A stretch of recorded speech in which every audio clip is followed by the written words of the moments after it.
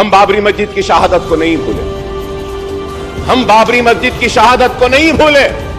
कौन जिम्मेदार थे हम याद रखते हैं, रखेंगे।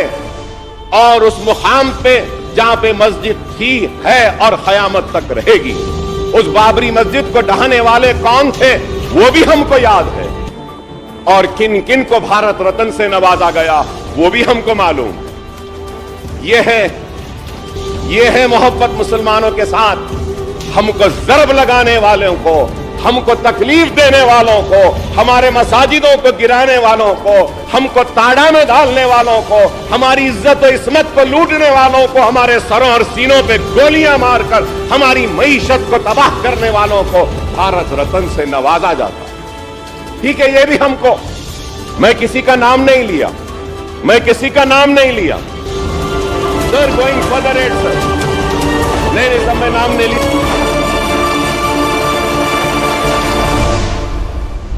हेलो दोस्तों, मैं अबुल कासिम रिजवान और आप देख रहे हैं रिज विजन।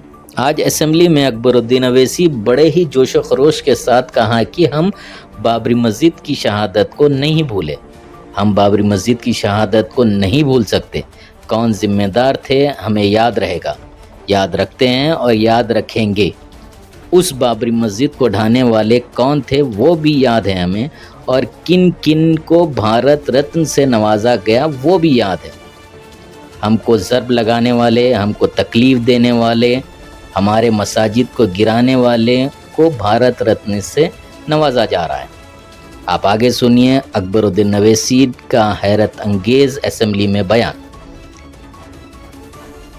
हम बाबरी मस्जिद की शहादत को नहीं भूले, हम बाबरी मस्जिद की शहादत को नहीं भूले। और उस मुकाम पे जहां पे मस्जिद थी, है और कयामत तक रहेगी। कहते हैं कि हम क्या किसी रेड्डी के दुम छल्ले बन जाएं? नहीं, हम किसी के दुम छल्ले बनने तैयार नहीं हैं, न रेड्डी के, न राव के, न किसी के। और यह भी एक हकीकत है, इससे इनकार नहीं किया जा सकता कि 10 साल तक 12% तहफ़्फ़ुज़ात मुसलमानों को देने का वादा किया गया। आप लोग को अगर याद होगा जो केसीआर ने बयान तेलंगाना बनने से पहले दिया था कि वो 12% रिजर्वेशन देंगे 4 महीने के अंदर। केसीआर का बयान भी सुनिए, आपको याद आ जाएगा। वादा किया गया, नहीं मिला। दो, टीआरएस के सरकार लाओ और टीआरएस के एमपीज को जिताओ। पहले 4 महीने के अंदर ही 12% रिजर्वेशन अमल करके बताऊंगा तमिलनाडु के शक्ल में। ये केसीआर का वायदा है, मैं वायदा का पक्का रहूंगा, ये मैं आपसे वायदा करता हूं। वादा किया गया, नहीं मिला। यही 12% रिजर्वेशन के मुतालिक सवाल सीएम रेवंत रेड्डी से कर रहे हैं अकबरुद्दीन अवैसी। ठीक है, नहीं मिला, लेकिन इस वादे के खिलाफ कांग्रेस ने अवाम के सामने इतना कहा कि मुसलमानों को क्या मिला, 12% मिला, क्या मिला, क्या मिला, क्या नहीं मिला।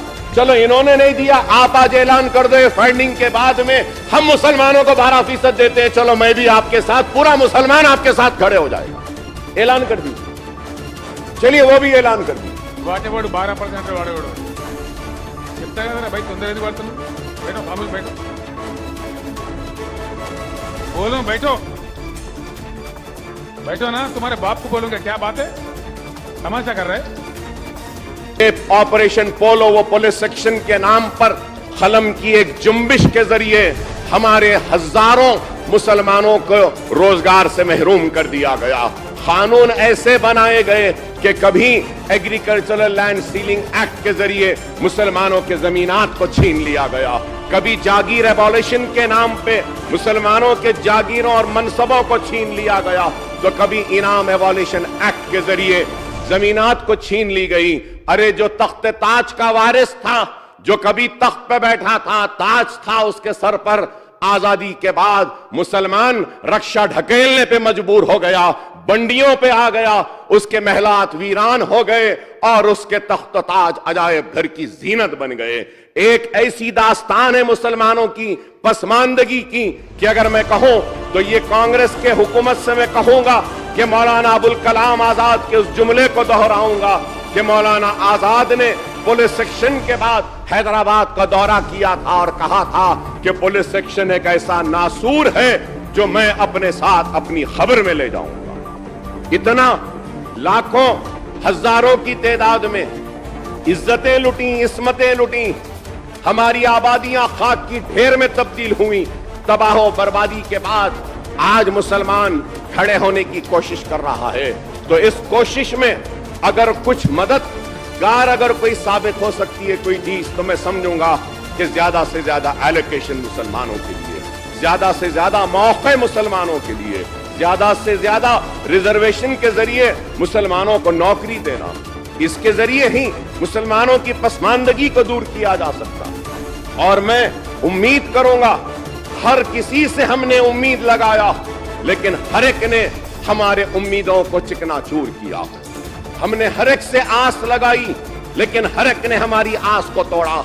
और आज हम ऐवानों में अपनी नुमाइंदगी के जरिए अपने मसाइल के हक के लिए लड़ते हैं, तो हमको बीजेपी का बी टीम कहा जाता है, हमको इनका नुमाइंदा कहा जाता है। क्या हमको हक नहीं हमारे हक के लिए लड़ने के लिए? क्या एक रेड्डी को हक है अपने हक के लिए लड़ने के लिए? एक कम्मा को हक है अपने हक के लिए लड़ने के लिए? एक वेलमा को हक है अपने हक के लिए लड़ने के लिए? एक राव को हक है अपने हक के लिए लड़ने के लिए? और एक एससी को हक है अपने हक के लिए लड़ने के लिए? एसटी को हक है, लेकिन हक नहीं है तो मुसलमान को क्यों मुसलमान अपनी जिद्दोजहद ना करे, अपनी पार्टी ना बनाए, अपने नुमाइंदों को ना जिताए? वो चाहते हैं कि हम क्या किसी रेड्डी के दुम छल्ले बन जाएं?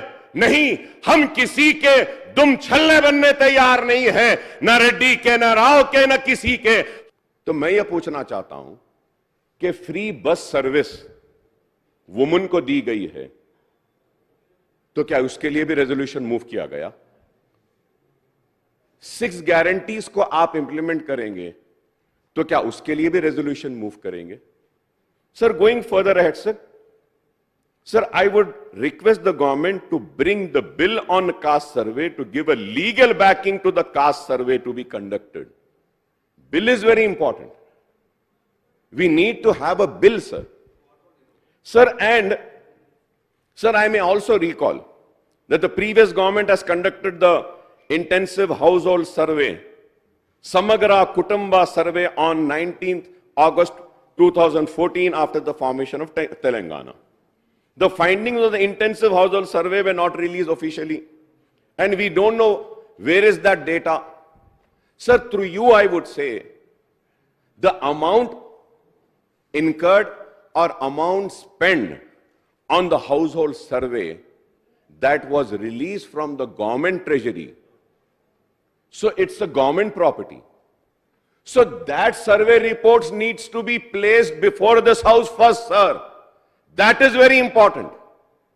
I hope that the government would initiate an action on my request and would table the report. What were the findings? कि 10 साल तक 12% तहफ़्फ़ुज़ात मुसलमानों को देने का वादा किया गया, नहीं मिला।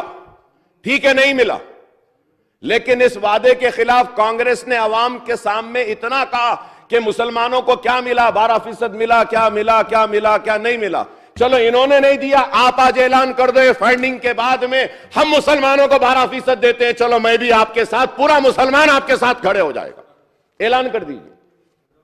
हम बाबरी मस्जिद की शहादत को नहीं भूले, हम बाबरी मस्जिद की शहादत को नहीं भूले।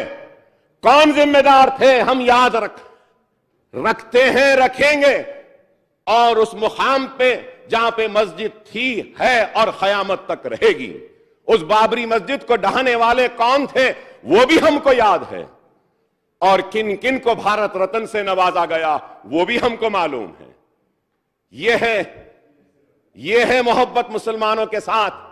हमको जरब लगाने वालों को, हमको तकलीफ देने वालों को, हमारे मसाजिदों को गिराने वालों को, हमको ताड़ा में डालने वालों को, हमारी इज्जत और इस्मत को लूटने वालों को, हमारे सरों और सीनों पे गोलियां मारकर हमारी मईशत को तबाह करने वालों को भारत रत्न से नवाजा जाता। ठीक है, ये भी हमको, मैं किसी का नाम नहीं लिया, sir going further at sir, नहीं सब मैं नाम नहीं लिया, I am not yielding sir. अगर मैं किसी का नाम लेता हूं तो जब है तो मैं यही कहूंगा स्पीकर साहब कि हमने हर एक को आजमाया है, लेकिन हर एक ने हमारा इस्तेमाल किया है, हमारा इस्तेसाल किया है और हमको डरा कर धमका कर इनका खौफ दिखाया, कभी उनका खौफ दिखाया और अपने से वाबस्ता किया। मैं अपनी पार्टी की जानिब से इस रेजोल्यूशन का खैर मुकद्दम करता हूं। फिर से आखिर में आपके जरिए हुकूमत से मुतालबा करूंगा कि और रिक्वेस्ट करूंगा कि government to bring the bill in the house for the conduct of caste survey in a proper manner and thereafter initiate a follow-up action on its findings, sir.